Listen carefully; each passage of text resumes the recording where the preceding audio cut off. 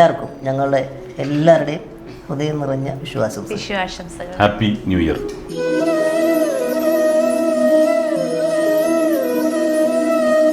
കുറേ വിഷുക്കണി സീൻസ് ഉണ്ടെങ്കിലും ഇന്നും ആളുകൾ ഓർത്തിരിക്കുന്നത് മീശമാധവനിലെ വിഷുക്കണി സീനാണ്. കൃഷ്ണനാക്കുന്ന കാര്യത്തെ പറ്റി പറഞ്ഞപ്പോൾ ഇങ്ങനെ ആലോചിച്ചായിരുന്നു എന്നെ കൃഷ്ണനാക്കാം.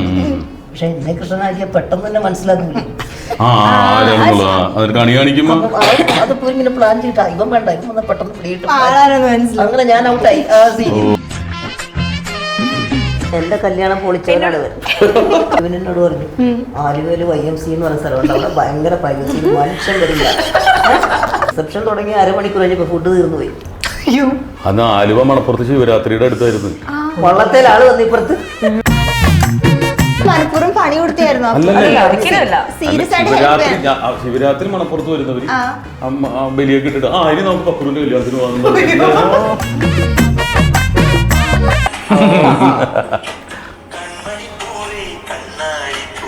ഏറ്റവും കുറുമ്പ് കാണിക്കണേ? കുറുമ്പ് അങ്ങനെയൊന്നുമില്ല. ഞാനിരിക്കുകയാണ് എന്നെ പിടിച്ച് മാറ്റിട്ട് കയറിയിരിക്കും.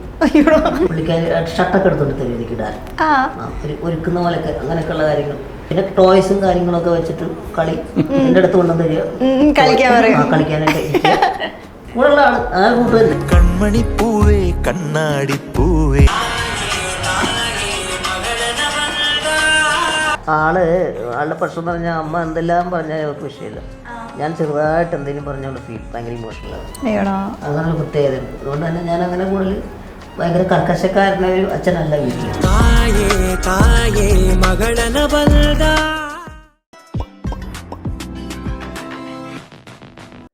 വാട്സാപ്പ് വഴി ഇംഗ്ലീഷ് പഠിക്കാൻ ഇംഗ്ലീഷ് കഫേ ഉള്ളപ്പോൾ ഇംഗ്ലീഷ് ഒരു വിഷയമേ അല്ല. English cafe presents you the perfect English. English Cafe. We present you the perfect English. WhatsApp now 9633 888 575. Hi hello, എല്ലാവർക്കും വെറൈറ്റി മീഡിയയുടെ പുതിയൊരു ചർച്ചയിലേക്ക് സ്വാഗതം. ഞാൻ Mastani and this is our show Masti with Mastani. So variety മീഡിയയുടെ എല്ലാ വ്യൂവേഴ്സിനും അതല്ല എല്ലാവരും പാവക്കുട്ടി എന്ന് പറയുന്നത്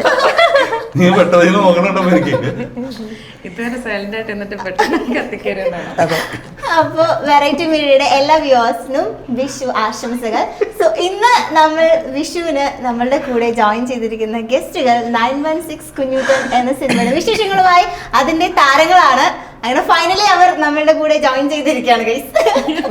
ലേറ്റായി വന്നാലും ലേറ്റസ്റ്റ് ആയി വരും എന്നൊക്കെ പറയുന്നാലും. അപ്പൊ വെൽക്കം നമ്മുടെ സ്വന്തം അജേട്ടൻ, നിയ, ഡയാന ആൻഡ് ടിനിട്ടോ ചേട്ടൻ. ഹലോ. അപ്പൊ ഹാപ്പി വിഷു. ആദ്യം തന്നെ എല്ലാവർക്കും ഞങ്ങളുടെ എല്ലാവരുടെയും ഹൃദയം നിറഞ്ഞ വിഷുവാശംസകൾ. Happy new year. മലയാളത്തില് രണ്ടും ന്യൂ ഇയർ ശരിയാ. ഓക്കെ, എന്തായാലും സ്റ്റാർട്ട് ചെയ്യുന്നതിന് മുന്നേ ഐശ്വര്യമായിട്ട് തിരി തെളിച്ചിട്ട് സ്റ്റാർട്ട് ചെയ്യാം. നല്ല കാര്യം. Very good. എടുത്തോളൂ. മാറി നോട്ടം നേരത്തെ തൂക്കും.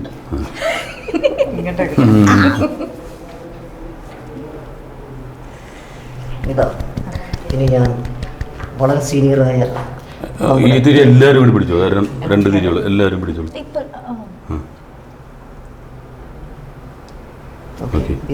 ഇവിടെ ഉണ്ടല്ലോ. ഓ ഇവിടെ ഉണ്ട്. കത്തിച്ചോ, നിങ്ങളെ കൈ കൊടുക്കും കഴിഞ്ഞു. അങ്ങനെ നമ്മൾ തിരിയൊക്കെ തെളിച്ചു. സ്റ്റാർട്ട് ചെയ്യാം. ഇനിതാ കൈനീട്ടം എല്ലാവർക്കും. പക്ഷെ നിങ്ങൾ എനിക്ക് വേണം കൈനീട്ടം. ഗൂഗിൾ പേയുടെ വഴിയുണ്ടോ? കോഡ് 5 അപ്പൊ നമ്മളിപ്പോ മലയാള സിനിമയിൽ ഇപ്പം കൊറേ വിഷുക്കണി സീൻസ് ഉണ്ടെങ്കിലും ഇന്നും ആളുകൾ ഓർത്തിരിക്കുന്നത് മീശമാധവനിലെ വിഷുക്കണി സീനാണ്. അത് അല്ലേ ഏറ്റവും എണ്ണിട്ട് 1 2 3 എന്റെ 5 വർഷം പോയി നോക്കി ഇപ്പോഴും ആളുകൾ അത് പറയാറുണ്ട്. നിങ്ങക്ക് അങ്ങനെ ഏതെങ്കിലും വിഷുക്കണി കേടിയായ എക്സ്പീരിയൻസ് എന്തെങ്കിലും ഉണ്ടോ, അനുഭവങ്ങൾ? ഇല്ല, അങ്ങനെയില്ല. കുറെ കാലത്തെ വിഷു ദിവസങ്ങളിലൊക്കെ എൻ്റെ അമ്മ എന്നെയായിരുന്നു കണി കണ്ടോണ്ടിരുന്നത്. കാരണം നമ്മൾ തലേദിവസം പ്രോഗ്രാമിന് പോയിട്ട് തിരിച്ചു വരുമ്പോൾ വെളുപ്പാ കാലത്ത് കൃഷ്ണന് പകരം ഒരു ഇതുമില്ലാത്ത ഒരാളെ. അപ്പോൾ അതിന് കുറെ കാലമായിട്ട് കുടുംബത്തിൽ അങ്ങനെയായിരുന്നു. പിന്നെ അത് കഴിഞ്ഞിട്ട് പിന്നെ നമ്മളിപ്പം കല്യാണമൊക്കെ കഴിഞ്ഞ് മോളൊക്കെ ജനിച്ചു കഴിഞ്ഞതിന് ശേഷം കണി എന്ന് പറയുമ്പോൾ അതിനൊരു അതിൻ്റെതായ ഒരു പ്രാധാന്യവും ഇതുപോലെ എല്ലാം ഒരുക്കി വെച്ച് തലേ ദിവസം നമ്മൾ കിടക്കുന്നതിന് മുമ്പ് ഇതെല്ലാം ചെയ്തെല്ലാം വെക്കും. മാക്സിമം എന്തെല്ലാം ഉണ്ടോ അതെല്ലാം വെച്ചിട്ട് മനോഹരമായിട്ട് കണി ഒരുക്കി രാവിലെ കണ്ണ് ഒക്കെ അടച്ച് ഇങ്ങനെ കൊണ്ടുവന്ന് തുറന്നത് കാണുന്ന ആ ഒരു മുഹൂർത്തം ഉണ്ടല്ലോ. തീർച്ചയായിട്ടും അതൊക്കെ എനിക്ക് തോന്നുന്നു നമുക്ക് നമ്മുടെയൊക്കെ മനസ്സിൽ എപ്പോഴും എടുത്തു വെക്കാൻ അല്ലെ ഓർമ്മകളിൽ ഇങ്ങനെ സൂക്ഷിച്ചു വെക്കാൻ പറ്റുന്ന കാര്യങ്ങളാണ്. അതെ അതെ. അതുപോലെ തന്നെ ചില കൈനീട്ടങ്ങളും എങ്ങനെ ചില പ്രത്യേകതയുള്ള കൈനീട്ടം കിട്ടിക്കഴിഞ്ഞാൽ നമുക്ക് ആ വർഷം നമ്മൾ പൊലിക്കും എന്നൊക്കെയുള്ള വിശ്വാസമൊക്കെ ഉണ്ട്. അങ്ങനെ ഇത് കൈനീട്ടം കിട്ടിയപ്പോഴായിരുന്നു. അതെ, ഞാൻ വേറൊരു സാധനം കണ്ടുപിടിച്ചിട്ടുണ്ട്. ഈ കണിയിൽ നിന്ന് കുറച്ച് മുന്തിരി പോയിട്ടുണ്ടല്ലോ. ആരാണ് തട്ടിയത്? എനിക്കറിഞ്ഞൂടാ ആരാടാ.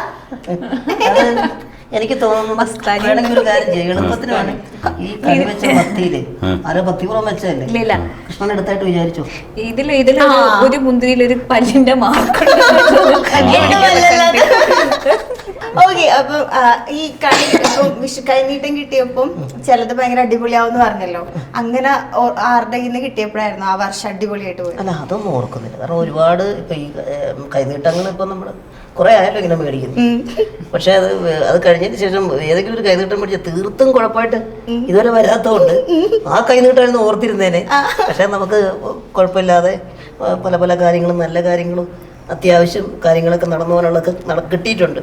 അപ്പൊ അതുകൊണ്ട് മോശം കൈനീട്ടൊന്നും ഇതുവരെ അങ്ങനെ മേടിച്ചിട്ടുണ്ടായിരുന്നു. അത് ആദ്യം ഓർത്തേ. കാരണം നല്ല കൈനീട്ടത്തേക്കാൾ കൂടുതൽ മോശം കൈനീട്ടം അങ്ങനെയും പറയാനൊന്നുമില്ല. ഇല്ല, നമ്മള് പണ്ടൊക്കെ നമ്മളല്ലേ വിഷു കൈനീട്ടം ചോദിക്കുന്നേ. അതെ, ഇപ്പൊ നമ്മള് കൊടുക്കേണ്ട ആ ഒരു ലെവലിലേക്ക് വളർന്നില്ല. അതെ, ആദ്യകാലത്തെ വിഷു ഭയങ്കര ഇഷ്ടമായിരുന്നു. കുട്ടിക്കാലത്തൊക്കെ വിഷു കൊടുക്കണം, അന്ന് കിട്ടുമായിരുന്നു, കൊടുക്കണമല്ലോ, അതുകൊണ്ട് ഇഷ്ടമില്ല. പിന്നെ നമുക്ക് ആ കാലത്തൊക്കെ നാണയങ്ങളാണ് കിട്ടുന്നത്. നാണയം കിട്ടുമ്പോ കുറെ നാണയം കൂട്ടിപ്പിടിക്കുമ്പോ ഉള്ള ഒരു സന്തോഷം ഭയങ്കരമാണ്. പക്ഷെ ഇപ്പോഴത്തെ പിള്ളേർക്ക് അതൊന്നും വേണ്ട. അവർക്ക് 500 ഇല്ലാതെ വേറെ ഞങ്ങളുടെ ഏറ്റവും വലിയ ആഗ്രഹം ഈ വട്ടം ചേട്ടന്മാരുടെ കയ്യിൽ നിന്ന് മേടിച്ചിട്ട് ഞങ്ങളുടെ വർഷമൊക്കെ നല്ല അഭിവൃദ്ധി കാരണം എന്നൊക്കെ പ്രതീക്ഷിക്കുന്നല്ലേ. ടിനിച്ചേട്ടന്റെ ഒരു ഓർമ്മയിലുള്ള വിഷു എന്താണ് ഏറ്റവും ഒരു ബെസ്റ്റ് മെമ്മറി? എനിക്ക് തോന്നുന്നു കൂടുതലും സെറ്റുകളിലായിരിക്കും അല്ലേ ചെലവഴിച്ചിട്ടുണ്ടാവാം. അങ്ങനെയൊന്നുമില്ല, എനിക്ക് അങ്ങനെ ഒരു സ്ഥലത്ത് തന്നെ നിർബന്ധമായിട്ട് വേണമെന്നൊന്നും അങ്ങനെയൊന്നുമില്ല. ഒരുപാട് വിഷുവായില്ലേ, അതിൽ ഒരുപാട് ക്രിസ്മസ് ആയി, ഒരുപാട്. പിന്നെ അന്ന് എനിക്ക് വീട്ടിൽ തന്നെ എവിടെന്നാ കണി കിട്ടുന്നത് അങ്ങോട്ട് പോകും ആദ്യം. അതിനുശേഷമാണ് തൊഴിലാണ് നമ്മുടെ പ്രാർത്ഥന എന്ന് പറയുന്നത്. അപ്പൊ അത് മിസ് ചെയ്യാറില്ല. പല സ്ഥലത്തും പല സ്ഥലങ്ങളിലായിരിക്കും. പക്ഷെ എന്തായാലും വിഷുവിന് കണി എന്ന് പറഞ്ഞൊരു എൻ്റെ വീട്ടിലും വെക്കാറുണ്ട്, കണി വെക്കാറുണ്ട്. പിന്നെ കുട്ടിക്കാലത്ത് എന്നെ കൃഷ്ണനാക്കി ഒരുക്കിയിട്ട് അയൽക്കത്തെ പിള്ളേരെല്ലാം കണിയിൽ കൊണ്ടുവെക്കൂല. അതൊക്കെ ഞാൻ പ്രതിമയാണോ? അതല്ല, അങ്ങനെ നമ്മളെ കുട്ടികൾ കൊണ്ടു നടക്കും കൃഷ്ണവേഷം കെട്ടി. കൃഷ്ണന്റെ പാട്ടൊക്കെ പാടി വീടുകളിൽ, അല്ലെങ്കിൽ അങ്ങനെ അത് അതിരാവിലെ അല്ല കേട്ടോ, വൈകുന്നേരങ്ങളിൽ അങ്ങനെ. അതായത് ഈ കരോളുണ്ടല്ലോ, അതിനെ അനുകരിച്ചിട്ടുള്ളൊരു സംഭവമാണത്. കാരണം കുട്ടികൾക്ക് എന്തും ചെയ്യാമല്ലോ. അപ്പൊ അങ്ങനെ ഒരുങ്ങിയൊക്കെ അങ്ങനെയൊക്കെയുള്ള കാര്യങ്ങൾ ചെയ്തിട്ടുണ്ട്. പിന്നെ എടുത്തു പറയേണ്ടത് നമ്മള് ബിഗ് ഫാദറിൽ ഒരു കൃഷ്ണവേഷം കെട്ടിയിട്ടുണ്ട്. എന്നെയും കൊണ്ട് നടന്നിട്ട് പൈസ ഉണ്ടാക്കുന്നത് സരിമേട്ട പുള്ളിക്ക് നനയ്ക്കുന്നതില്ലല്ലോ, ഒരുക്കി നിർത്തിയിട്ട് വെള്ളം ഇടാൻ വേണ്ടിയിട്ട് അങ്ങനെ ഒരു കൃഷ്ണവേഷം കെട്ടി. പിന്നെന്താന്ന് വെച്ചാൽ ഈ പട്ടിയുള്ള വീട്ടിലൊക്കെ ചെന്ന് കഴിഞ്ഞാൽ കൃഷ്ണനെ പേടിയാ. കാരണം പട്ടി കുറയ്ക്കുമ്പോൾ സേഫ്റ്റി നോക്കണമല്ലോ. അങ്ങനെയൊക്കെയുള്ള കാര്യങ്ങളുണ്ട്. പിന്നെ ഇപ്പൊ ഈ പറഞ്ഞ മീശമാധവന്റെ കാര്യം പറഞ്ഞപ്പോഴേ, കൃഷ്ണനാക്കുന്ന കാര്യത്തെ പറ്റി പറഞ്ഞപ്പോ ഇങ്ങനെ ആലോചിച്ചായിരുന്നു എന്നെ കൃഷ്ണനാക്കാൻ. പക്ഷെ എന്നെ കൃഷ്ണനാക്കിയ പെട്ടെന്ന് തന്നെ മനസ്സിലാക്കില്ല. അതിപ്പോ ഇങ്ങനെ പ്ലാൻ ചെയ്തിട്ടാ ഇവൻ വേണ്ട, ഇവൻ വന്ന് പെട്ടെന്ന് പിടിയിട്ട് അങ്ങനെ ഞാൻ ഔട്ടായി ആ സീനിൽ. കാരണം ആ ഗ്യാങ്ങിലുള്ള ആളാ ഞാൻ. ഇപ്പൊ ഡയനയുടെ ആഫ്റ്റർ മാരേജ് ഫസ്റ്റ് ഒരു വിഷു സെലിബ്രേഷൻ അല്ലേ? കല്യാണം കഴിഞ്ഞിട്ടുള്ള ഒരു വിഷു. അതെ, അപ്പൊ അതെങ്ങനെ ഉണ്ടായിരുന്നു? അതെ, ഇപ്രാവശ്യം കുറച്ച് സന്തോഷം കൂടി എന്ന് പറയാം. ഞങ്ങൾ ഒരുമിച്ച് അതറിഞ്ഞു. അതാണ് നമ്മുടെ ഏറ്റവും വലിയ വിശേഷം. അതാണ് അത് നമ്മൾ ഇരുന്നിട്ട് സംസാരിക്കും. നമ്മൾ ആക്ച്വലി ഡയാനയും അജയൻ ചേട്ടൻ തമ്മിൽ കല്യാണം കഴിച്ചു ഗൈസ്. അതാണ് ഞങ്ങളുടെ അങ്ങനെ സംഭവിച്ചു. ഡയാന വിവാഹിതയായി. ഡയാന വീണ്ടും വിവാഹിതയായി. ഒരു തമ്പനയിൽ ഈ മുന്തിരി എവിടെ അത് ഞാൻ വിടൂല. ഓക്കെ, ഇതിലുണ്ട് ഒരുപാട്. ഓക്കെ, അപ്പൊ എന്തായാലും നമ്മുടെ വിഷു വിശേഷങ്ങൾ മാത്രം പറഞ്ഞിവിടെ നിൽക്കാൻ പറ്റത്തില്ല. അതിലും വലിയൊരു വിശേഷമുണ്ട്. നമ്മൾ ഓൾറെഡി പറഞ്ഞ പോലെ ഡയാനയും അജയൻ ചേട്ടനും തമ്മിൽ കല്യാണം കഴിച്ചത് എന്തിനാണ്, എങ്ങനെ, എപ്പോഴല്ലേ ഈ കുട്ടി കല്യാണം കഴിച്ചതെന്നൊക്കെ ആൾക്കാർ ചോദിക്കണ്ടാവും. അപ്പൊ നമുക്ക് അതിന്റെ വിശേഷങ്ങൾ എന്തായാലും ഇരുന്ന് സംസാരിക്കാം അല്ലെ, വന്ന കാലിൽ തന്നെ നിൽക്കാതെ ഇരുന്നൂടെ? തീർച്ചയായിട്ടും നമുക്കിരിക്കാം. ഓക്കെ, അങ്ങനെ നമ്മുടെ 916 കുഞ്ഞൂട്ടന്റെ വിശേഷങ്ങളിലേക്ക് നമുക്ക് പോവാം. അപ്പോ നമ്മുടെ അജയൻ ചേട്ടനും ഡയാനയും കറക്റ്റ് നമുക്ക് പറ്റിയ കോസ്റ്റ്യൂം കിട്ടുന്നുണ്ട്. ഇവര് നേരത്തെ പറഞ്ഞ പോലെ വിദേശത്തുനിന്ന്. അതെ, ഞങ്ങൾ രണ്ടുപേരും വിഷു വരെ ആയിട്ടില്ല. അതെ, ആ വന്നിട്ടില്ല. ഓക്കെ, അപ്പോ നമ്മൾ നേരത്തെ പറഞ്ഞ പോലെ തന്നെ അജയേട്ടനും ഡയാനയും വിവാഹം കഴിച്ചു. എവിടെയാണ്? ആ, നിങ്ങളെ പറ, ഞങ്ങൾ ഞാൻ പോലും അറിഞ്ഞിട്ടുണ്ടായിരുന്നില്ല. പിന്നെ സിനിമ കണ്ട എന്റെ എഡിറ്റ് സോങ് കണ്ടു, അപ്പോഴാണ് അറിഞ്ഞത് കല്യാണം കഴിച്ചു. അപ്പം ഏറ്റവും പുതിയ വിശേഷമാണ് 916 കുഞ്ഞൂട്ടൻ. 916 ആണ് കുഞ്ഞൂട്ടൻ. എന്താ അതിന്റെ വിശേഷങ്ങൾ പറയൂ. 916 കുഞ്ഞൂട്ടൻ എനിക്ക് തോന്നുന്നത് ഒരു ഞാൻ പ്രധാന വേഷത്തിലെത്തുന്ന 11ാമത്തെ ചിത്രമാണ്.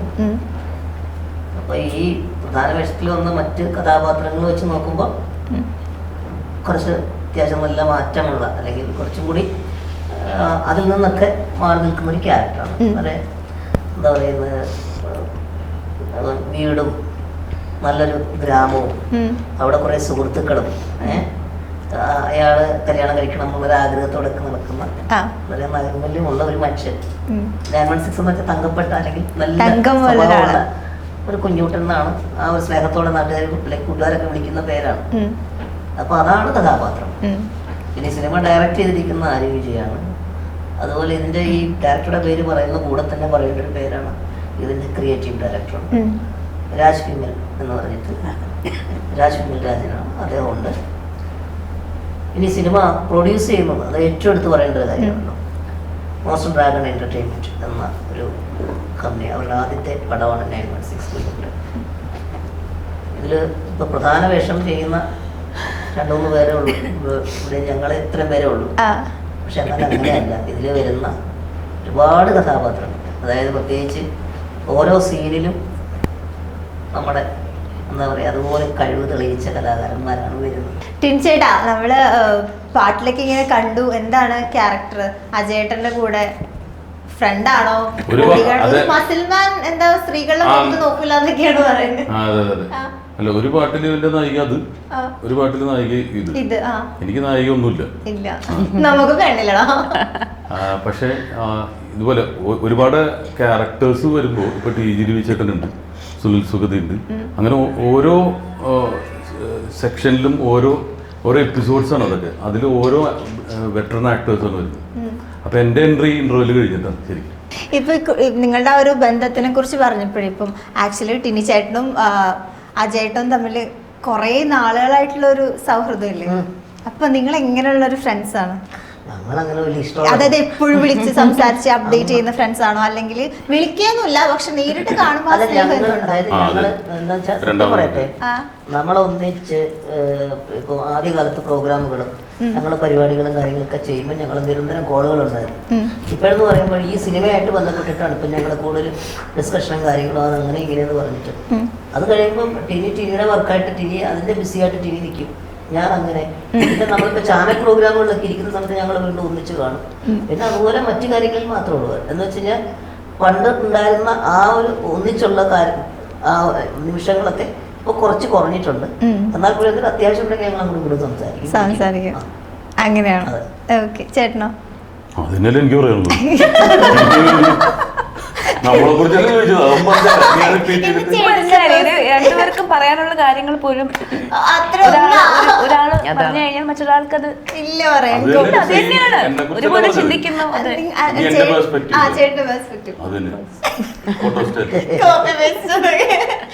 നിങ്ങളിപ്പോ പ്രോഗ്രാംസിൽ ജഡ്ജായിട്ട് പോകുമ്പോഴാണെങ്കിലൊക്കെ ആ ഒരു സെയിം ഒരു വൈബ് ഫീൽ ചെയ്യാറ്. ജഡ്ജ് എന്നുള്ള ആ ഒരു പ്രയോഗം നമുക്ക് അങ്ങനെ അങ്ങോട്ട് ഇഷ്ടമല്ല. പ്രശ്നം നമ്മളെന്താ ജഡ്ജ് ചെയ്യാൻ പോയാ നമ്മൾ ആരാ ജഡ്ജ് ചെയ്യാൻ? നമ്മള് ആരാണ് ജഡ്ജ് ചെയ്യാൻ? ഒരിക്കലും ഇല്ല. നമ്മൾ ജഡ്ജ് എന്നൊക്കെ പറഞ്ഞിട്ട് അങ്ങനെയൊക്കെ നിങ്ങൾ പറയുമ്പോൾ നമ്മളവിടെ ഇരിക്കുമ്പോൾ നമ്മളെ പ്രേക്ഷകർ ജഡ്ജ് ചെയ്തുകൊണ്ടിരിക്കുക. നമ്മളെക്കാളും വലിയ ജഡ്ജ് അവരാ, മനസ്സിലായില്ലേ? നമ്മളിപ്പോ ഒരു പ്രോഗ്രാം കണ്ടിട്ട് അതിനെ വിലയിരുത്തുമ്പോൾ ആ വിലയിരുത്തൽ മോശമാണെങ്കിൽ എന്താ ഇമാരൊക്കെ പറയുന്നത് അപ്പൊ തന്നെ കമന്റടി വരില്ലേ? അതിന്റെ കാരണം എന്ന് വെച്ചാൽ അവർക്ക് കൃത്യമായിട്ട് അതിനെക്കുറിച്ച് ധാരണ. അല്ല, നമ്മുടെ ഒരു ഇതെന്ന് പറഞ്ഞാൽ എക്സ്പീരിയൻസ് മാത്രമാണ് നമ്മളെക്കാൾ കഴിവുള്ള ആൾക്കാരാണ് ഫ്രണ്ടിൽ പെർഫോം ചെയ്യുന്നത്. ഞാൻ റീസെന്റ് ഇപ്പൊ മാരേജ് ഒക്കെ കഴിഞ്ഞല്ലോ, അത് ഭയങ്കര ഷോക്കായിരുന്നു. നിങ്ങൾക്ക് അങ്ങനെ എന്തെങ്കിലും ഉണ്ടായിരുന്നു? അതിന് ഷോക്കായിരുന്നു. ഇവന്റെ ഭാര്യ തന്നെ ഇവനെ കൊണ്ടൊന്ന് കാണിച്ചെന്ന് പറഞ്ഞത്. അല്ല, ഞാനും പെട്ടെന്ന് ഇങ്ങനെ കണ്ടു കഴിഞ്ഞപ്പോ ഞാൻ ആദ്യം അജീനെ വിളിച്ച് ഞാൻ പറഞ്ഞു ഡയന കല്യാണം വിളിച്ച ഇല്ല. ഓ സന്തോഷം.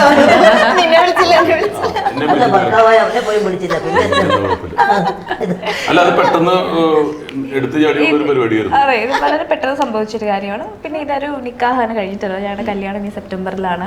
അപ്പൊ അതൊരു ഫാമിലി ഫ്രണ്ട്സ് മാത്രമായിട്ട് ഒരു ചെറിയൊരു ഫംഗ്ഷൻ ആയിട്ടാണ് ഞങ്ങൾ പ്ലാൻ ചെയ്തത്. ഓക്കെ, പക്ഷെ നമുക്ക് മീഡിയ സുഹൃത്തുക്കൾ വന്നത് കാരണം അത് പുറത്തേക്ക് അതൊരു വലിയ കല്യാണമായിട്ട് പുറത്തേക്ക് പോയി. അതപ്പം ഞാൻ ശരിക്കും നമ്മുടെ പ്രിയപ്പെട്ടത് ഇവരൊക്കെ എനിക്ക് വളരെ വേണ്ടപ്പെട്ട ആൾക്കാരാണ് എല്ലാവരും. എനിക്ക് വലിയൊരു ആ ഫംഗ്ഷൻ എനിക്ക് എന്നെ കൊളീഗ്സിനെ ആരെയും വിളിക്കാനോ ഒന്നും പറ്റിയില്ല, ഒന്നും പറയാൻ പോലും പറ്റിയില്ല. ആൾക്കാരാണ് ഞാൻ പിന്നീട് സെപ്റ്റംബറിൽ നമ്മൾ ഒരു ഫംഗ്ഷനൊക്കെ മനസ്സിൽ കണ്ടു വെച്ചേക്കുന്നത്. അല്ല, എന്നെയും പുള്ളിയുടെ വീട്ടിലേക്ക് അപ്പോഴേക്കും കൊണ്ടുവന്നത്. പോയിട്ടില്ല. അപ്പൊ അവിടേക്കുള്ള എൻട്രി ഒക്കെ അപ്പോഴായിരിക്കും. പ്ലാൻ ചെയ്തിരിക്കണേ 10 ദിവസത്തെ കല്യാണം. അതെ. പിന്നെ മാരേജ് കഴിഞ്ഞു എന്ന് അറിഞ്ഞപ്പോഴേ എന്തായിരുന്നു റിയാക്ഷൻ ഹസ്ബൻഡിന്റെ? ഞാൻ ആ കല്യാണം എടുത്ത് വെച്ച് പൊട്ടി കരയ. കാരണം എന്നെ അറിയിച്ചില്ലല്ലോ.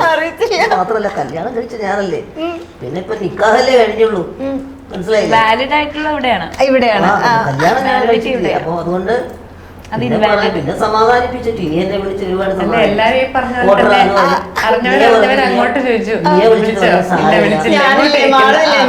സാരില്ല, ഞാനുണ്ടല്ലോ, ഒരാൾ പോയാൽ പോട്ടെ, ഞാനുണ്ടല്ലോ. ഞാൻ പറഞ്ഞു അതാണ് എന്റെ ലാസ്റ്റ് വിളിച്ചിട്ട് ഭയങ്കരമായിട്ട് എന്നെ ആശ്വസിപ്പിച്ചു. ഒരുപാട് പേര് ആശ്വസിപ്പിച്ചിട്ടുണ്ട്. അന്നേരവും എന്നെ തേച്ച ഈ ആള് ആശ്വസിപ്പിച്ചിട്ടില്ല. ഇതിന്റെയൊക്കെ പിന്നാലെ നടക്കാൻ സൗകര്യം എനിക്ക് അതിന്റെ അത് നായികയാവും.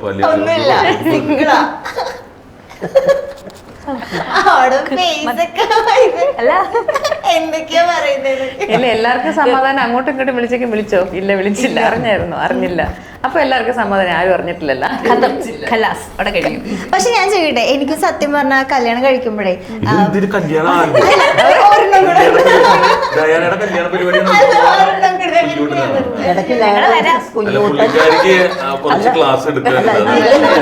കല്യാണത്തിനാരും ചോദിച്ചു, അതിനിടയിൽ ഇങ്ങനെയും കൂടെ ചോദിച്ചാൽ നല്ലതായിരിക്കും. 916 കുഞ്ഞുട്ടലിലെ നായികയായി 916 കുഞ്ഞുട്ടലിലെ മെയിൻ ലീഡ് റോളാണല്ലോ ഡയന ചെയ്യുന്നത്. അപ്പൊ അതില് 916 കുഞ്ഞുട്ടലിലെ ഒരു നായികയായ ഡയാനയുടെ കല്യാണം കഴിഞ്ഞു. അപ്പം ഇങ്ങനെ നമ്മൾ പരിചയമുള്ള ഫെമിലിയർ ഫേസസിനെ വിളിച്ചില്ലെങ്കിൽ നമുക്കൊരു ബുദ്ധിമുട്ടുണ്ടാവില്ലേ? അപ്പൊ എനിക്കൊരു ആഗ്രഹമുണ്ട്. ഞാൻ കല്യാണം കഴിക്കുമ്പോൾ എനിക്ക് എല്ലാരും വിളിക്കാൻ ആഗ്രഹമില്ല, അതിൽ കുറച്ച് ആൾക്കാരെ. പക്ഷെ എനിക്കൊരു തോട്ടുണ്ട്, ഇനി അവരെന്ത് വിചാരിക്കും? കല്യാണം കഴിച്ചിട്ടില്ല. പറയട്ടെ, അല്ല, എനിക്ക് സത്യം പറഞ്ഞാല് ഇപ്പം കല്യാണത്തിന് എൻ്റെ ഒരു വലിയ ആഗ്രഹം, എനിക്ക് ഏറ്റവും വേണ്ടപ്പെട്ട എനിക്ക് എൻ്റെ അവിടെ ഒരിക്കലും ഒരു ബന്ധുമിത്രാദികളിലുപരി നമ്മുടെ കൂടെ ഉണ്ടായിരുന്ന കുറേ പേരുണ്ടല്ലോ. എനിക്ക് ഏറ്റവും നല്ല സൗഹൃദം നമ്മുടെ കരിയറിൽ, ഐ മീൻ പ്രൊഫഷനിലാണുള്ളത്. പിന്നെ സ്കൂളിലും കോളേജിലും പഠിച്ച ഫ്രണ്ട്സാണ്. എനിക്ക് ഇവരെയൊക്കെ വിളിച്ചിട്ട് ഇവരൊക്കെ അവിടെ ഉണ്ടാവണമെന്നായിരുന്നു ആഗ്രഹം. പക്ഷെ കല്യാണ വീട്ടുകാരുടെ ഒരു രീതികളിലാണ് ഇപ്പൊ നടന്നിരിക്കുന്നത്. അപ്പൊ എനിക്ക് സാധിച്ചില്ല. പക്ഷെ എനിക്ക് സെപ്റ്റംബറിലേക്ക് എനിക്ക് ഏറ്റവും വേണ്ടപ്പെട്ട എല്ലാവരെയും വിളിച്ചിട്ട് ഒരു പാർട്ടി കൊടുക്കണമെന്ന് ആഗ്രഹം. എന്നിട്ട് എല്ലാവർക്കും കൊടുത്ത് പാർട്ടിയൊക്കെ കൊടുത്ത് എന്നിട്ട് അതിനെ കുറിച്ച് കുറ്റമൊക്കെ കേൾക്കുമെന്ന് മുൻപന്തിയില് എന്റെ കല്യാണം പൊളിച്ചവരാണ്. പാർട്ടി ശരിക്കും കല്യാണ പാർട്ടി ഞങ്ങളിങ്ങനെ പ്ലാൻ ചെയ്യും. നമുക്ക് ആ സമയത്ത് മീഡിയ അറ്റൻഷൻ കുറച്ച് അല്ല കൂടുതൽ. കാരണം കല്യാണം, എൻ്റെ കല്യാണം എന്ന് പറയുമ്പോൾ അത്യാവശ്യം അപ്പൊ മാക്സിമം ഈ കൂടുതൽ ആൾക്കാർ വരുന്നതും അങ്ങനെയൊക്കെയുള്ള അല്ലാതെ ഇച്ചിരി പ്രൈവസി കാര്യങ്ങളൊക്കെ. അപ്പൊ ഇവൻ എന്നോട് പറഞ്ഞു, ആലുവയിൽ YMC എന്ന് പറയുന്ന സ്ഥലമുണ്ട്, അവിടെ ഭയങ്കര പ്രൈവസി, മനുഷ്യൻ വരില്ല. ഒരു മനുഷ്യൻ വരില്ല, വളരെ അടച്ചു കെട്ടി നല്ല ഇതുള്ളതാണ്. എന്റെ കല്യാണത്തിന് റിസപ്ഷൻ അവിടെ ഒരു മനുഷ്യനുണ്ടായിരുന്നില്ല. അപ്പൊ അങ്ങനെ നമ്മൾ വളരെ ലിമിറ്റഡ് ആയിട്ടുള്ള കുറെ ആൾക്കാരെല്ലാം വെച്ചിട്ട് ഇത് വിളിച്ച് സംഗതി റെഡിയാക്കി കല്യാണത്തിന്റെ ഫംഗ്ഷൻ അവിടെ നടക്കുന്നത്. ഇദ്ദേഹമാണ് സംഘാടകന്. അങ്ങനെയൊക്കെയുള്ള എല്ലാ കാര്യങ്ങളും പുള്ളിയാ, സെക്യൂരിറ്റി കംപ്ലീറ്റ് കാര്യങ്ങള്. കല്യാണം കഴിഞ്ഞ് റിസപ്ഷൻ അങ്ങോട്ട് തുടങ്ങിയില്ലേ, റിസപ്ഷൻ തുടങ്ങി അരമണിക്കൂർ കഴിഞ്ഞപ്പോ ഫുഡ് തീർന്നു പോയി. അന്ന് ആലുവ മണപ്പുറത്ത് ശിവരാത്രിയുടെ അടുത്തായിരുന്നു. വള്ളത്തേൽ ആള് വന്ന് ഇപ്പുറത്ത് ശിവരാത്രിക്ക് വന്നവരെല്ലാരും സിബി മലയിൽ സാറൊക്കെ വരുമ്പോ ഫുഡ് തീർന്നു പോയി. കാരണം നിയന്ത്രിക്കാൻ പറ്റില്ല കംപ്ലീറ്റ്. കാരണം പിന്നെ ആ YMC തന്നെ 10,000 പിള്ളേർ പഠിക്കുന്നുണ്ട്, താമസിക്കുന്നുണ്ടായിരുന്നു. അങ്ങനെ സേഫ്റ്റി ആയിട്ടുള്ള സ്ഥലം കണ്ടുപിടിച്ചെന്ന ആളായില്ലേ. ഇത്രയും നല്ലൊരു സുഹൃത്ത്. എന്നോട് മുമ്പ് ചോദിച്ചില്ലേ പറഞ്ഞ കഥകളിൽ ഓർമ്മയുള്ളത്? ഇത് പറഞ്ഞപ്പോഴും ഓർക്കുന്നത്, ചേട്ടന്റെ കല്യാണം കഴിഞ്ഞ ഒരു ഷൂട്ട് ചെയ്തില്ലേ വള്ളത്തില്? അതാ വള്ളത്തെ പോയപ്പോ അത് ഞാനോട് പറഞ്ഞു തോന്നുന്നു. അതെനിക്ക് ഓർമ്മയുണ്ട്. ഞാൻ പറഞ്ഞിട്ടുള്ളൂ, ഇന്റർവ്യൂല് പറഞ്ഞിട്ടുള്ളതുകൊണ്ട് പിന്നെ റിപ്പീറ്റ് ചെയ്യണമെന്ന് വെച്ചിട്ടത് വിട്ടേ. കുറെ പറഞ്ഞിട്ടുള്ള. ശരി. ഇപ്പൊ അത് മനഃപൂർവ്വം പണി കൊടുത്തായിരുന്നു. ശിവരാത്രി മണപ്പുറത്ത് വരുന്നവര് ബലിയൊക്കെ ഇട്ടിട്ട് ഇനി നമുക്ക് പക്രൂന്റെ കല്യാണത്തിന് പോകുന്നത്. കാരണം അവര് അത് പുഴയുടെ അരിയത്തുള്ള സ്ഥലമാണ്. അപ്പൊ ഓൾറെഡി പുഴയിൽ കൂടി പോകുന്നവരൊക്കെ എല്ലാവരും അറിഞ്ഞിട്ടുണ്ട്. അപ്പൊ അവിടെ ബലി തർപ്പണം നടത്തണം, ഇവിടെ കളർഫുൾ ആയിട്ട് ഇതൊക്കെ കണ്ടു കഴിഞ്ഞാൽ കല്യാണം എന്നത്തേക്ക് അത് കൂടെ കൂട്ടിയിട്ട് പോകാന്ന് പറഞ്ഞ് ഫസ്റ്റ് അരമണിക്കൂറിൽ തന്നെ എല്ലാവരും എത്തി. അക്കരെ നിൽക്കുമ്പോ ഇക്കരെ പ്രോഗ്രാമും പാട്ടും ലൈറ്റ്സും ബഹളവും സംഭവങ്ങളൊക്കെ ഉണ്ടല്ലോ. ഇവിടെ ഒരു ഉത്സവം മൂടാണ്. അപ്പൊ ഇതെന്താ സംഭവം എന്നുള്ളത്, കാരണം ഈ കല്യാണം, എന്റെ കല്യാണം ഏതാണ്ട് 4-5 ദിവസം മുമ്പ് നടന്നു. അത് കഴിഞ്ഞതിന് ശേഷം അതിനകത്ത് അവർ വിശദമായിട്ട് വാർത്ത കൊടുത്തിട്ടുണ്ടായിരുന്നു. ഇത്ര മണിക്ക് ഇത്രാം തീയതി ഇത്ര മണിക്ക് ഇന്നടത്ത് വെച്ച് കല്യാണത്തിന്റെ റിസപ്ഷൻ ഉണ്ടായിരിക്കുന്നതാണ്. എന്താന്ന് പറഞ്ഞാല് എന്റെ കല്യാണം അവിടെ നടന്നത് അന്ന് ശരിക്കും കൃത്യമായിട്ടൊക്കെ നടന്നതാണ്. പ്രൈവസിയും നല്ല ഭംഗിയുള്ള സ്ഥലമാണ്. അപ്പൊ അതുകൊണ്ടാണ് അവിടെ വെച്ച്. പിന്നെ എറണാകുളത്തുള്ളവർക്കൊക്കെ വരാൻ സൗകര്യം എന്ന് വിചാരിച്ചു. പക്ഷെ വരാൻ സൗകര്യം കൊടുത്തു കഴിഞ്ഞപ്പോ എല്ലാവരും അങ്ങ് സൗകര്യം കൂടിപ്പോയി. മാനേജ് ചെയ്തു നമുക്ക് ഫുഡിന്റെ കണ്ട. ഇപ്പൊ ഒരു ഇൻഫർമേഷൻ കിട്ടില്ലേ? ഓക്കെ, ഞാന് പക്രു ചേട്ടനൊരു വീഡിയോ കാണിച്ചു തരാം. കുട്ടികളുടെ കൂടെയുള്ള ഫുഡ് വീഡിയോ അല്ലേ?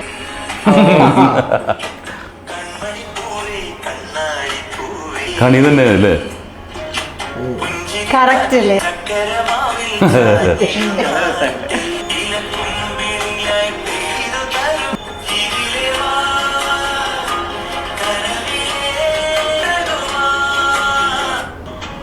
ഞങ്ങള് വെറൈറ്റി മീഡിയയുടെ ഈ സ്റ്റുഡിയോയിലേക്ക് വരുന്ന വഴിക്ക് ചേട്ടൻ ഇങ്ങനെ പറഞ്ഞതേ ഉള്ളൂ.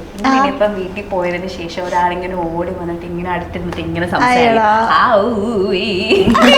എന്താണ് പറയുന്നത്? ഭയങ്കര 2 വയസ്സ്. മറ്റുള്ള ആരോടും അങ്ങനെ അധികം മിണ്ടില്ല. പക്ഷെ ഞാൻ പുറത്ത് പോയിട്ടൊക്കെ വന്നു കഴിയുമ്പോൾ ഭയങ്കരമായിട്ട് എന്തൊക്കെയോ കാര്യങ്ങൾ എന്നോട് പറയുന്ന പോലെ പറയുക. പിന്നെ അതുപോലെ തന്നെ എന്തെങ്കിലും മുട്ടായിയോ അല്ലെ അങ്ങനെ എന്തെങ്കിലും വേണം പുള്ളിക്കാരി. അതൊക്കെ കഴിച്ചിട്ട് ഭയങ്കര കാര്യമായിട്ട്, അതായത് എന്തോ വളരെ ക്ലോസ് ആയിട്ടുള്ളൊരു കൂട്ടുകാരൻ ഗൾഫിലൊക്കെ പോയിട്ട് തിരിച്ചു വരുന്നത്. അതെവിടെ പോയാലും ഉച്ച വരെയുള്ള പരിപാടിക്ക് പോയിട്ട് തിരിച്ചു വന്നാലും പുള്ളിക്കാരിക്ക് ആ ഒരു റൂട്ടാണ്, ഭയങ്കര കാര്യമാണ്. അങ്ങനെ പിന്നെന്താന്ന് വെച്ച് കഴിഞ്ഞാല് എനിക്ക് മൂത്ത മോളില് അവളെ ഈ പ്രായമായിരുന്ന സമയത്തൊക്കെ ഒരുപാട് മിസ് ചെയ്തിട്ടുണ്ട്. ഞങ്ങളൊക്കെ ഒന്നിച്ച് പ്രോഗ്രാം ഷോസും ഒക്കെ ആയിട്ട് 1 മാസം അങ്ങനെയൊക്കെ, പടങ്ങളൊക്കെ ആണെങ്കിലും 1 മാസത്തെ വർക്ക് അങ്ങനെയൊക്കെ തമിഴ് പടമൊക്കെ ചെയ്യുന്ന സമയമൊക്കെ ഉണ്ടല്ലോ. അപ്പോഴൊക്കെ കുഞ്ഞിങ്ങനെ വലുതാവുന്നു അല്ല, അവളുടെ ഈ ചില സമയങ്ങളിൽ കിട്ടിയില്ല, ഒരുപാട് മിസ് ചെയ്തിട്ടുണ്ട്. പക്ഷെ ഇത് ഞാൻ ഭയങ്കരമായിട്ട് അങ്ങനെ ആഘോഷിച്ചുകൊണ്ടിരിക്കുക ഇതുമായിട്ടുള്ള കാര്യങ്ങൾ. അതുകൊണ്ട് കുറച്ചുകൂടെ അറ്റാച്ച്മെന്റ് ആയിട്ട് എന്നോട്. എന്താ ഏറ്റവും കുറുമ്പ് കാണിക്കണേ? കുറുമ്പ് അങ്ങനെയൊന്നുമില്ല. കുറുമ്പ് അത് തന്നെ. ഞാനിരിക്കുകയാണ്, എന്നെ പിടിച്ച് മാറ്റിയിട്ട് കയറിയിരിക്കും. കയറിയിരിക്കുക. പിന്നെ ഇങ്ങനെ എന്തെങ്കിലുമൊക്കെ പുള്ളിക്കാരി ഷർട്ടൊക്കെ എടുത്തോണ്ട് തരും എനിക്ക് ഇടാൻ, ഒരുക്കുന്ന പോലെയൊക്കെ അങ്ങനെയൊക്കെയുള്ള കാര്യങ്ങൾ. പിന്നെ ടോയ്സും കാര്യങ്ങളൊക്കെ വെച്ചിട്ട് കളി എൻ്റെ അടുത്ത് കൊണ്ടുവന്ന് തരിക, കളിക്കാനായിട്ട് ഇരിക്കുക. കൂടെയുള്ള ആള് ആ കൂട്ട് തന്നെ. ഇത് കണ്ടപ്പോഴേ പണ്ട് മോളുടെ ഒരു ഫോട്ടോ, വനിതയുടെ കവർ ഫോട്ടോ എനിക്ക് ഓർമ്മ വന്നത്. പണ്ട് ചേട്ടനും മോളും കൂടെ ഉള്ള മോക്ക് ഇതുപോലെ 1 വയസ്സേ ഉള്ളൂ, ആള് കുഞ്ഞായിട്ട് ഇതേ പ്രായമാണെന്ന് തോന്നുന്നു ഏറെക്കുറെ. വനിതയിൽ ഒരു കവർ ഫോട്ടോ. അപ്പം ഞങ്ങളൊക്കെ അപ്പോഴാണ് മോളെ കാണുന്നത്. പണ്ട് സോഷ്യൽ മീഡിയ ഒന്നും ഇല്ലല്ലോ. അപ്പൊ നമ്മളിങ്ങനെ വെയിറ്റ് ചെയ്ത് വനിതയുടെ ആ ലക്കത്തിന് വേണ്ടി വെയിറ്റ് ചെയ്തിരുന്നിട്ടുണ്ട്. അകത്ത് ഇത് വായിക്കാനും ബാക്കി ഫോട്ടോസ് കാണാനും. അപ്പൊ കവർ ഫോട്ടോ ഇവരായിരുന്നു. മൂത്തയാൾക്ക് ഇപ്പം കുറച്ച് ഡയറക്ഷൻ കാര്യങ്ങളൊക്കെ താല്പര്യമുണ്ട് അല്ലേ ചേട്ടാ? അല്ല, ഡയറക്ഷൻ വെച്ചാൽ അങ്ങനെയില്ല. ഇപ്പൊ ഈ പറഞ്ഞ പോലെ തന്നെ അഭിനയിക്കാൻ അങ്ങനെ വലിയ താല്പര്യമില്ലാന്ന് പറയും. ഇല്ല, ബിഹൈൻഡ് ക്യാമറ നിൽക്കാൻ ഡാൻസ് പഠിക്കുന്നുണ്ട്. പിന്നെ ഈ പറഞ്ഞ പോലെ തന്നെ ലൊക്കേഷൻ ഇപ്പൊ കുഞ്ഞൂട്ടന്റെ ലൊക്കേഷൻ വന്ന സമയത്ത് കറക്റ്റ് നല്ല സമയത്ത് അവര് വന്നത് എന്റെ കല്യാണം. അന്ന് മോളുണ്ടായിരുന്നു. അപ്പൊ ഞാൻ അവളെ വിളിച്ച് മാറ്റിയിരുത്തിട്ട് അവരുടെ തിരുന്നിട്ട് പറഞ്ഞു, ഇവിടെ ഇരുന്നു. അപ്പൊ എന്റെ കല്യാണം മോള് കണ്ടിട്ടില്ലല്ലോ. ഭാഗ്യല്ലേ. അത് എന്നിട്ട് അവൾ എന്താ ചെയ്തെന്നറിയാം, അവൾ അവിടെ നിന്നിട്ട് അവളുടേതായ രീതി ഷൂട്ട് ചെയ്തു. അത് ഷൂട്ട് ചെയ്തിട്ട് ഞാൻ പടമെല്ലാം തീർന്നു കഴിഞ്ഞപ്പോൾ വന്നു കഴിഞ്ഞിട്ട് കണ്ടോ ഇടയ്ക്കിടയ്ക്ക് ഇപ്പൊ ഞാൻ അച്ഛന്റെ കല്യാണം ഇതിട്ട് കാണുന്നില്ല. അങ്ങനത്തെ ഒരു പ്രത്യേക ആളാണ് പുള്ളിക്കാരി. അതായത് ടെക്നിക്കൽ സൈഡിനോടും ക്യാമറയും. പിന്നെ ഒരു സിനിമ തന്നെ എത്ര തവണ കണ്ടാലും അവർക്ക് ബോറടിക്കില്ല. എനിക്ക് ഒരു തവണ പോയാലും കാണാൻ ചില പടങ്ങൾ പറ്റാതെ വരും, കാണാൻ എനിക്ക് ക്ഷമയില്ല. പക്ഷെ ഇത് റിപ്പീറ്റ് കണ്ടുകൊണ്ടിരിക്കുക പല പടങ്ങളും. അതൊക്കെ ഇതിനോടുള്ളൊരു താല്പര്യമാണല്ലോ. അതെ, അവരുടെ ഇഷ്ടം പോലെ. ഞാൻ ആളുടെ വീഡിയോയും കൂടി ഒന്ന് കാണിച്ചു തരാം, അല്ലെങ്കിൽ ആൾക്കിന് വിഷമമായല്ലോ.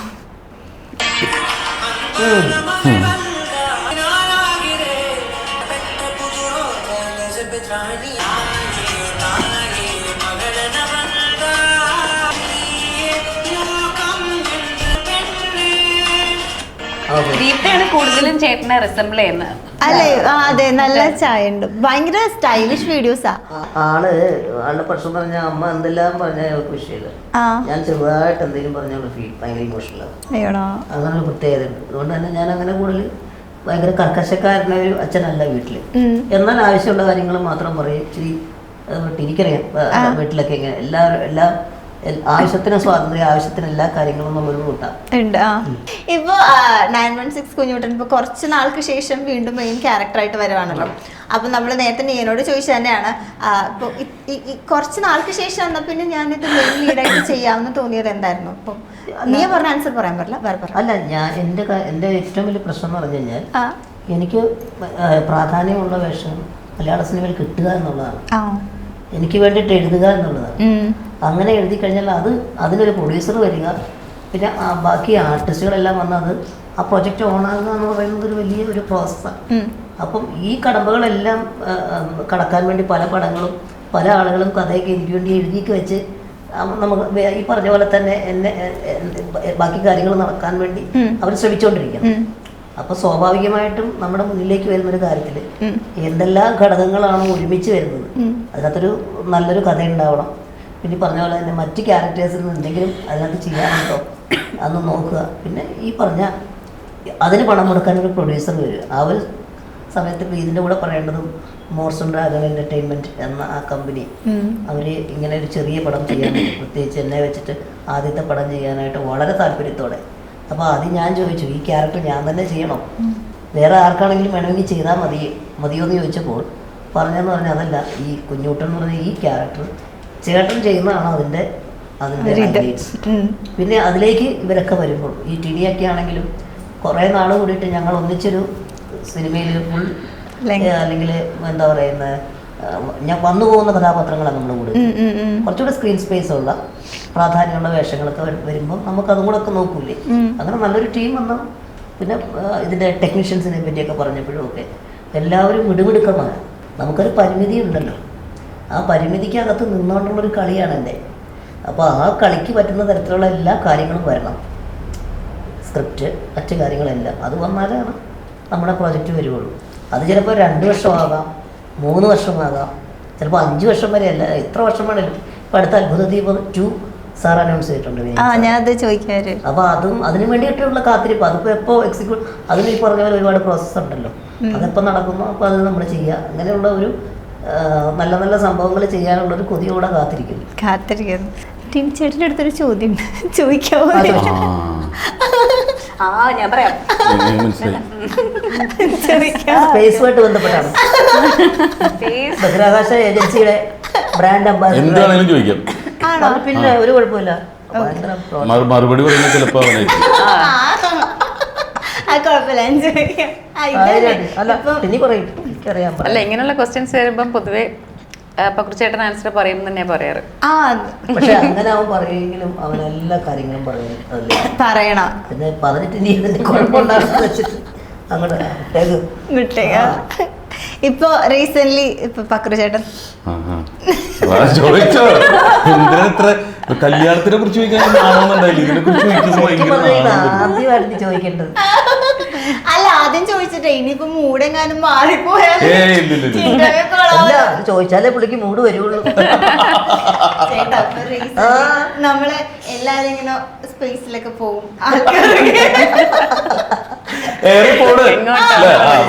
ചേട്ടനിപ്പോ അടുത്തൊന്നും ഇങ്ങോട്ട് കേറിയപ്പോ ഒരു കോള് വന്നായിരുന്നു, സുനിത വില്യംസ്.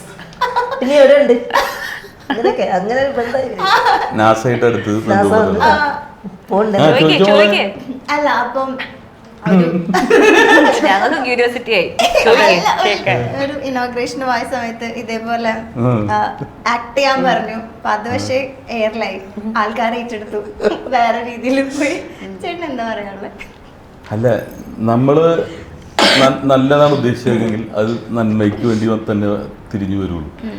നമ്മളിപ്പോൾ ഒരാളെ ബ്ലെയിം ചെയ്യാൻ അല്ലെങ്കിൽ ഉപദ്രവിക്കാനാണെങ്കിൽ അത് എനിക്ക് തിരിച്ചു തന്നെ കിട്ടും. പക്ഷേ എനിക്ക് എന്ത് സംഭവിച്ചാലും ഒരു കാവൽമാരായി എന്നെ പ്രൊട്ടക്ട് ചെയ്യും. അത് കാരണം ഞാൻ ഉദ്ദേശിച്ചത് എന്താന്നുള്ളത് എനിക്ക് മാത്രം അറിയാൻ, ദൈവത്തിന് അറിയാൻ പറ്റുള്ളൂ. അപ്പോൾ ഇപ്പം ഈ പറഞ്ഞ പ്രസംഗത്തിൻ്റെ വീഡിയോ ആദ്യം ഇട്ട് കൊടുക്കുന്നത് സുരേഷ് ചേട്ടനാണ്. സുരേഷ് ചേട്ടൻ എൻ്റെ അടുത്ത് പറഞ്ഞത്, കുഴപ്പമില്ലടാ ഞാൻ തിരിച്ചും നിന്നെ അനുകരിക്കുമെന്ന് പറഞ്ഞത്.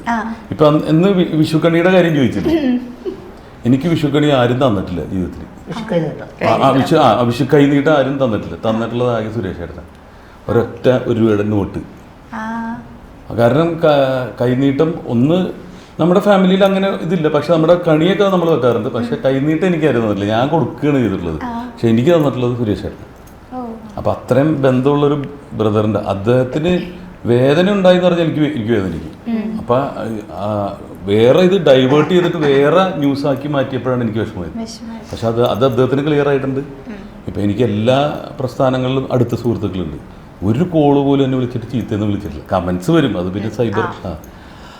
പിന്നെന്താ പറയട്ടെ, ഇപ്പം മസ്താനിനെ കുറിച്ച് നല്ലത് പറഞ്ഞാലും ചീത്ത പറഞ്ഞാലും മസ്താനിയെ വളർന്നുകൊണ്ടിരിക്കുന്നു, ഓർഗാനിക്കായിട്ട് വളർന്നുകൊണ്ടിരിക്കും. ഇപ്പം പ്രധാനമന്ത്രിയെ കുറിച്ച് അല്ലെങ്കിൽ മുഖ്യമന്ത്രിയെ കുറിച്ച് നല്ലത് മാത്രമല്ല പറയുന്നത്, ഞാൻ ആ ലെവലിലുള്ളതെന്നല്ല ഉദ്ദേശിച്ചത്. വീണ്ടും പോകാനുള്ള പരിപാടിയല്ലേ. അല്ല, ഞാൻ പറയുന്നത് അങ്ങനെ നിൽക്കുന്ന ഒരാൾക്ക് എപ്പോഴും നല്ലതായിരിക്കില്ല വരുന്നത്. പക്ഷെ നമ്മുടെ ഉദ്ദേശം ശുദ്ധി നന്നായിരിക്കും. അതുകൊണ്ട് ഇപ്പൊ ചോദിക്കാൻ പേടിക്കുന്ന പറഞ്ഞാൽ ഒരു ആവശ്യം കുഴപ്പമില്ല. ഇത് എന്നെ ഏറ്റവും കൂടുതൽ ഈ അറ്റാക്ക് ചെയ്യുന്ന ആൾക്കാരാണ് എൻ്റെ അടുത്തിരിക്കുന്നത്. അപ്പം നമുക്കത് അത് ചെറുപ്പം മുതലേ എനിക്ക് ശീലമായിട്ടുണ്ട്. ഇപ്പം നോബിയൊക്കെ എനിക്ക് എത്ര പ്രാവശ്യം എന്നെ കൊന്നിട്ടുണ്ടാവുന്ന അറിയുമ്പോൾ. അപ്പം അത് വിഷമമൊന്നും ഉണ്ടാക്കുന്നില്ല. കാര്യം പക്ഷെ നമ്മൾ either good or bad say about me എന്നാണ് പറയുന്നത്. അത് ഏഷ്യൻ്റെ പഴയൊരു ഹെഡ് എനിക്ക് പറഞ്ഞു തന്നാണ്. അത് നിൻ്റെ വളർച്ചയെ ഗുണം ചെയ്യുന്നു. അപ്പം അത് സംഭവിക്കും. നമ്മൾ പക്ഷെ എല്ലാം തുറന്നു പറയുന്ന ആൾക്കാരെ പ്രത്യേകം ശ്രദ്ധിച്ചോ, ശുദ്ധന്മാരായിരിക്കും അല്ലേ? ഇപ്പോ നോർമലി നമ്മള് ഇപ്പൊ ചേട്ടനാണെങ്കിൽ കുറെ അനുകരിക്കുന്നുണ്ട് ആൾക്കാരുടെ സൗണ്ട്സ് ഒക്കെ. അപ്പൊ പക്ഷെ ഈ ട്രോൾസ് ഒക്കെ ഉണ്ടല്ലോ, ചിലത് നല്ല ട്രോൾസ് ആയിരിക്കും, നമുക്ക് തന്നെ കാണുമ്പോൾ ചിരി വരും. എല്ലാരും ട്രോളുന്ന ചില ട്രോൾസ് ഒക്കെ നമുക്ക് ഇഷ്ടാവും കാണാൻ. ഇപ്പൊ എനിക്ക് കുറെ ട്രോൾ വരാറുണ്ട്, ചിലതൊക്കെ എനിക്ക് ഇഷ്ടം, ചിലതൊക്കെ എനിക്ക് വിഷമം. അപ്പൊ അതേപോലെ ചേട്ടനും അങ്ങനെ ട്രോൾസ് ഒക്കെ, നല്ല ട്രോൾസ് നല്ല സെൻസിലും അല്ലെങ്കിൽ ഇപ്പൊ കുറച്ചുകൂടി ഹേർട്ട് ചെയ്യുന്ന ട്രോൾസ് ഒക്കെ എങ്ങനെ എടുക്കാറ്? അത് മൈൻഡ് ചെയ്യാണ്ട് വിടുവാണോ? അല്ല, അതിപ്പോ അങ്ങനെ ഒരു ഫീലിംഗ് ഇല്ല.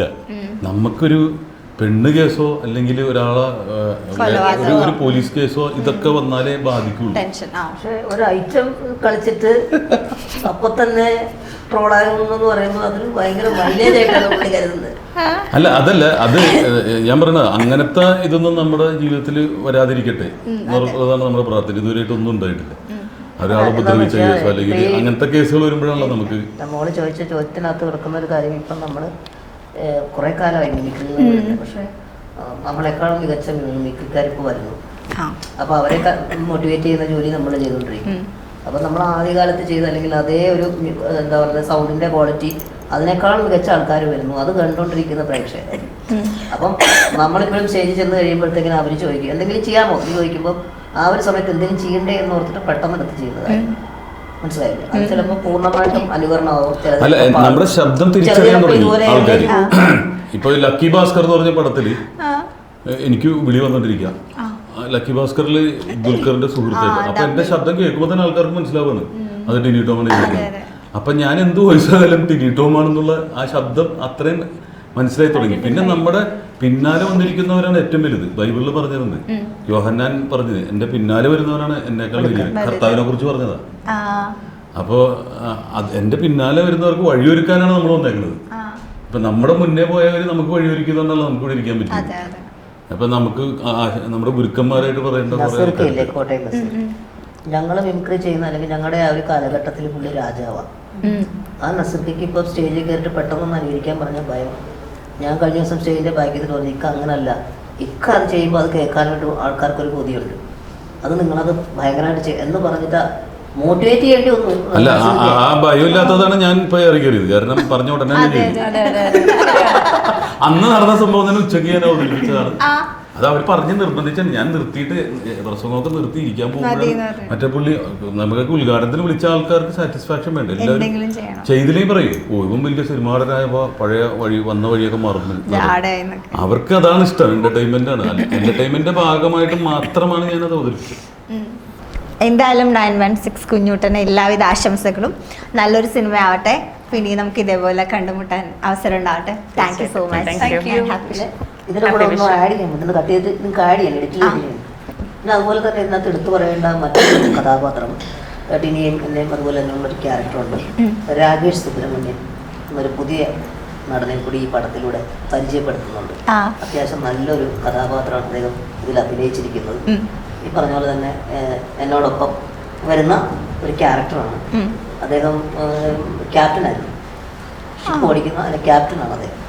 അപ്പോൾ ആ ആണ് ഇതിൻ്റെ തുടക്കം മുതൽ, അതായത് സ്ക്രിപ്റ്റിങ് തൊട്ടിട്ട് ഈ സിനിമ സംഭവിക്കാൻ വേണ്ടിയിട്ടുള്ള എല്ലാ കാര്യങ്ങളും അതിൻ്റെ ചുക്കാൻ പിടിച്ചത് അദ്ദേഹമായിരുന്നു. പ്രത്യേകം അങ്ങനെ ഒരു താരം കൂടി ഈ സിനിമയിലൂടെ ഉദിക്കുന്നു എന്നുള്ളതും കൂടി വളരെ സന്തോഷം.